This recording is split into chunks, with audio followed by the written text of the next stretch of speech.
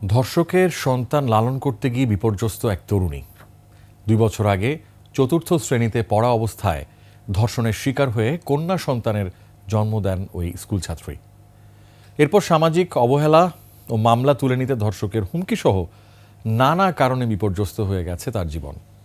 মামলাটি দ্রুত নিষ্পত্তিসহ অপরাধীর দৃষ্টান্তমূলক শাস্তি চেয়েছেন এলাকাবাসী। নাটোর প্রতিনিধি নবীউর রহমান পিপলুর তথ্য ছবিতে ডেস্ক রিপোর্ট। 2023 সালে নাটোরের গুরুদাসপুরের নারীবাড়ি এলাকার ঘটনা। মেয়েটি তখন 4র্থ শ্রেণীতে পড়ে। মা অন্যত্র বিয়ে করে মেয়েকে দাদির কাছে রেখে চলে যান। ওই ছাত্রীর প্রতিবেশী 55 বছর বয়সী জাহিদুল খা তাকে ধর্ষণ করে। খুব কষ্টে আছে, আমি তো একটা সওয়াল, আমার আবার সওয়াল রাখা লাগে, এর যেন একটা বিচার হয়। সরকার থেকে একটাই দাবি, আমাকে যেন একটা ব্যবস্থা করে দিক। কয়েক মাস পর মেয়েটির দৈহিক পরিবর্তন দেখা দেয়। পরে অপারেশনের মাধ্যমে একটি কন্যা সন্তানের জন্ম হয়। ডিএনএ পরীক্ষায় ধর্ষকের সাথে নবজাতকের নমুনা মিলে যায়। তবে সন্তানের পিতৃ পরিচয় দিতে অস্বীকৃতি জানায় জাহিদুল খা।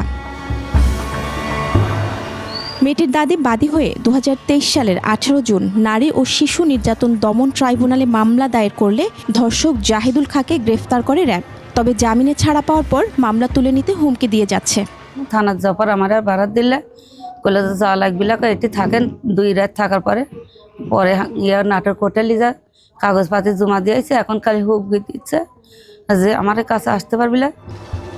হুমকি দেওয়ার বিষয়টি জানতে ধর্ষকের বাড়িতে গিয়ে তাকে পাওয়া যায়নি। তবে তার স্ত্রী বিষয়টি সত্য নয় বলে দাবি করেছেন। আমার স্বামী হুমকি দিচ্ছে না, আমার স্বামী ভ্যান চালায়, সুরাত মানুষের কাজ কাম করে, হুমকি দেয় না বা তার আশপাশে যেতে যায় না।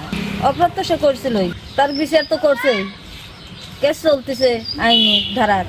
জমিতে দিনমজুরি করে দিন কাটছে তাদের, তার উপর আরও একটি শিশুর দায়িত্বভার। তাদের এ বিপদের সহায়তার আবেদন জানিয়েছেন প্রতিবেশী সহ গণ্যমান্য ব্যক্তিরা। গরিব অসহায় পরিবার, তারা অতি কষ্টে জীবনযাপন করছে, কিন্তু এর কোনো বিচার আদি এখন পর্যন্ত পায় নাই। ওয়ালটন আবারও মিলিয়নিয়ার অফারে ওয়ালটন ফ্রিজ কিনে আপনিও হয়ে যেতে পারেন মিলিয়নিয়ার। সেও শিশু, সে একটা বাচ্চা শিশুকেও জন্ম দেয় এবং এটা আমরা তীব্র প্রতিবাদ জানাচ্ছি এবং রাষ্ট্রীয়ভাবে চাচ্ছি তার জন্য এই বিচারটা সম্পন্ন হয়। অসহায় পরিবার, এই পরিবারকে রাষ্ট্রীয়ভাবে দেখাশোনা করার দায়িত্ব মনে করছি আমি। এই মা এবং শিশুর জীবন রক্ষার্থে সবাইকে এগিয়ে আসার জন্য আহ্বান জানাচ্ছি। ওই কিশোরীর স্বাস্থ্য সুরক্ষা এবং আর্থিক অনটন দূর করতে ব্যবস্থা নেওয়া হয়েছে বলে জানিয়েছে উপজেলা প্রশাসন। সামনে ঈদকে উপলক্ষ করে প্রয়োজন মাফিক ব্যবস্থা নিব। ওর জন্য যেটা সুবিধা হয় ওই ধরনের ব্যবস্থা নেব। আর পাশাপাশি একজন ছোট বাচ্চা ও যেন ভবিষ্যৎটা সুন্দর হতে পারে, তার জন্য যেন আমরা সবাই সর্বতোভাবে সহযোগিতা করি। আর্থিক অনটন দূর করার পাশাপাশি তার নিরাপত্তা নিশ্চিত করার দাবি সবার। মহিমা পলি, ডেস্ক রিপোর্ট, 21 টেলিভিশন।